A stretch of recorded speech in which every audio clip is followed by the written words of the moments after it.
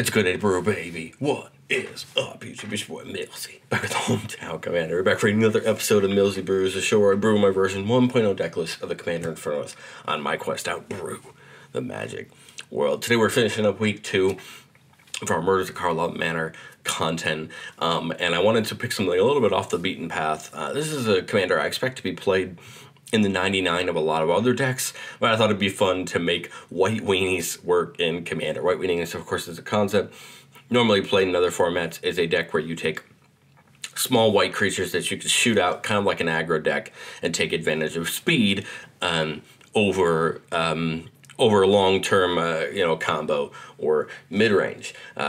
I've seen this type of strategy work with commanders like Adeline in the past, and I think Delney is going to do a good job for us because of what they're trying to do. Delney Streetwise Lookout is a 3-mana 2/2 human scout that says creatures we control power 2 or less cannot be blocked by creatures with power 3 or greater, and if ability of a creature you control with power 2 or less triggers, it triggers an additional time.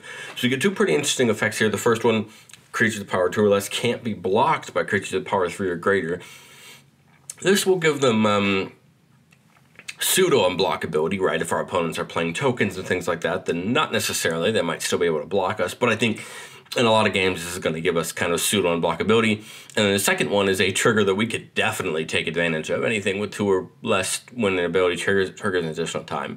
And there's a lot more of these creatures than I expected that had that and can be doubled. So we're going to talk about some of those triggers we want to double, how we're going to look towards ending the game, some of the win cons we have, and just some of the fun we can have in one-sided board wipes and doubling up effects for removal and things like that. So of course with Delney, right, our threshold is 2 power, and that's would make you think like it's not very much, but the more you look into these white creatures that either provide you value or potentially stop your opponents from doing things, the more you realize that they're 2 or less.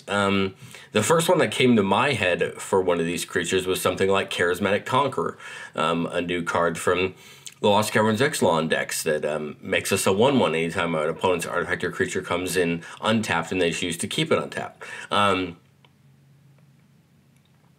That would go off twice, but if our opponent tapped it for the first one, obviously we wouldn't get the second one, but it could potentially get us multiple 1/1s for each creature they want to have come in untapped. Lorna the Third Path comes in, is going to destroy up to 2 target artifact or enchantments instead of just the 1 with Delney out. You have things like Fiend Hunter, Skyclave Apparition, Werefox Bodyguard that are coming in and exiling normally 1 creature or 1 non-land permanent, but are going to come in and get 2 because of Delney. And that's 3 mana that's going to go a long way in taking care of our opponent's things and taking big advantage of it. But it's not just removal effects. We have things like Inspiring Overseer, which gains life and draws us a card. Gain 2, draw 2. Spirited Companion will draw us 2 because of Delney. Priest of the Ancient Lore, same thing, gain 2, draw 2. These are just these effects that hopefully we're going to be able to get twice and take big advantage of over the course of a turn or two. Things like Mentor the Meek, we can pay 2 mana to draw 2 cards when something comes in to refill our hand more. We also get to play around with some of these white creatures that Wizards has made for Commander for white to take advantage of doing things when other players do things. Whenever an opponent searches their library, gain a life and draw a card on Archivist of Ogma. Deep Gnome Terramancer, whenever one or more lands enter the battlefield under opponent's control without being played, we could search for a Plains, and if so, put on the battlefield tab. Now that's only once per turn, so it's kind of a non-bow, but still, it gives us the option to get it and get it more regularly, hopefully, for our advantage. Things like Solemn Simulacrum, when it's coming in, getting us 2 lands, and when it dies, drawing us 2 cards. So as you can see, there's that benefit there. Now we're still going to try to use things like Welcoming Vampire and Mentor the Meek to draw cards as other creatures come in, allowing us to keep refilling our hand and having other removal when needed. We also have fun things like Evangel of Heliod, making 1/1s equal to our devotion to white. Same thing with Revenant Hoplite. These are towards the middle of the game going to come and give us a bunch of 1/1s that could potentially be unblockable if our opponents aren't playing anything to block them with. Now on the board wipe side, we're playing things like Dusk to Dawn and Austere Command to potentially get rid of all these creatures with higher mana costs that are going to then hopefully pave the way for our creatures when we get into combat. We're also playing things like Cloud Shift and Ephemerate to bounce our creatures like Spirit Companion or Priest of the Ancient Lore that draws cards to do other things and allow us to take advantage of that again, as well as just having a ton of removal so that we can get rid of our opponent's things at the right time. We're also playing things like Meek Stone, which is going to prevent creatures with power 3 or greater from untapping during their controller's untap steps, hopefully trying to keep our opponents down and keep them locked down while we take big advantage, using things like Skull Clamp to draw as well, Dusk Rose Reliquary for a little bit of removal that has a little bit of aura attached to it, and then things like Teleportation Circle to bounce one of those drawers at the end of the turn. And then we actually get to play one of the new cards from the set that I think works best for this deck, Assemble the Players, which says we can look at the top card at any time of our library, and then we can cast a creature spell with power 2 or less from the top of our library once per turn. And hey, that extends our hand, gives us more opportunities to play things off the top of our deck, and gets us more creatures coming down. So at the end of the day, we're just trying to kind of get an amassment of value. All these little creatures. We're playing Eternal Wanderer for a little bit of a board wipe. Elspeth Sun Champion is another one-sided board wipe that hopefully can make us tokens and do that one-sided board wipe effect and just push us closer to the mid-game. I don't think there's anything much else I can say other than just we're trying to dump and flood the battlefield, and hopefully we can take our attacks correctly and get in for damage on our opponents. But let's do that playtest.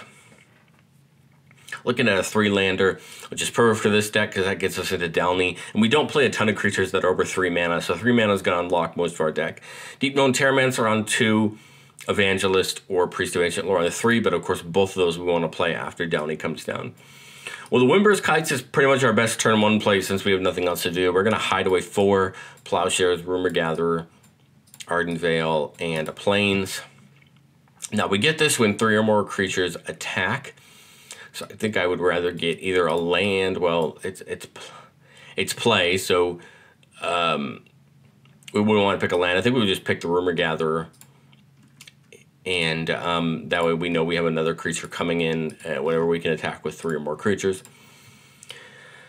Turn 2, I'd play this Plains, and we're just going to keep up the Terramancer. Now, if we're higher up in the turn order, we have a good chance of somebody using a ramp spell, and if they do, we're just going to dump the Terramancer as soon as they do it. That's going to allow us to get that land.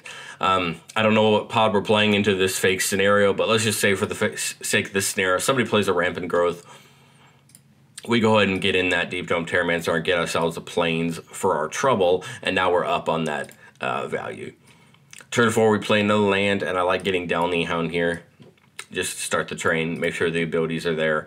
Swing in with Deep Gnome Terramancer at somebody if we can, and just pass it. We'll say for the purpose of this, or sorry, we can play the Meek Stone as well, I apologize. We'll just say that nobody did any land shenanigans, so we'll come back to our turn. Turn 5, Flawless Maneuver is now online, which is pretty cool. I kind of like the idea of Priest of Ancient Lore here. Gain 2 life, draw 2, which is pretty great. We have the Ephemerate in case we want to draw some more. And again, we still have access to that Flawless Maneuver. If we need to protect the board, maybe we get Delney and Deep Gnome Terramancer in if we can. Again, we want to try to find these attacks. We're trying to kind of pick up the tempo if we can towards our opponents. We'll go into our next turn, 6 mana up now. Kind of like the idea of getting the Sanguine Evangelist down. Gets us a bat when it comes in. Now we can attack with these 3. Again, try to see if we can find somebody. If so, we get the Rumor Gatherer in, and we'll say we do that. Leaving 3 mana up for Generous Gift, Stroke, or Flawless, or anything else we might need to do. And we'll go one more turn. 7 mana on there. Let's blink the Priest just so we can get access to some more things. Far Traveler is pretty darn good. Beginning our end step, we can blink a creature, and that's a tap creature. Sorry, so it would have to be something that's tapped. So we could attack with Evangelist this turn and bring it back. Get that scroll down. Could also get the Hearth and Home down there. Instead, for the 5 mana, put it on, one of our creatures, and then we could get a basic land and bounce Priest of Ancient Lore if we wanted to. That's another play line. I kind of like the Traveler and Skrelv here. So make sure we get some more creatures down. That would scry us 1 with the Rumor Gatherer. I don't know if we'll need Thalio this game. And then our end step, I'd say we just bounce the Evangelist, get another 1/1 bat, and then the Gatherer draws us a card. go to our opponent's turn with some 3-mana open again for the gift or the Stroke of Midnight. And then now we're just keeping, you know, removal up. We're keeping the key pieces up and pushing our strategy forward. Now we have 2, 4, 6, 8, 10, 11, 12, 13 power on board unblockable, hopefully with Delney or pseudo unblockable. And we can again push this forward with Hearth and Gnome to draw more. Eventually maybe we hit a Skull Clamp or something. But I think the Meekstone here is going to help push our opponents back down, make blocking for them harder. And again, now it's just going to be trying to avoid those token decks, those decks that are going to be able to block us easier. And just, again, try and take advantage of value. Deep Known Terramancer will probably get us some value over the course of the game, and that's worth it not being able to be doubled. I think that's perfectly fine. We'll still get enough value from it. Well, let me know, what do you think of Delney White Weenies down in the comment section below. This deck was fun to brew. It has a lot of interesting pieces, and I think it can definitely be... it can definitely be improved. You could pull it towards a lot of things. You know, a lot of those Soul Sister type creatures like Suture Priest and Soul Warden and Soul's Attendant are all in this range. You could go into something like Cleric class or Heliod and just like get some +1/+1 counters that way. I think there's a lot of ways you could take the deck, but I think this is a good place to start. Thank you guys so much for watching, and I'll catch you guys next time.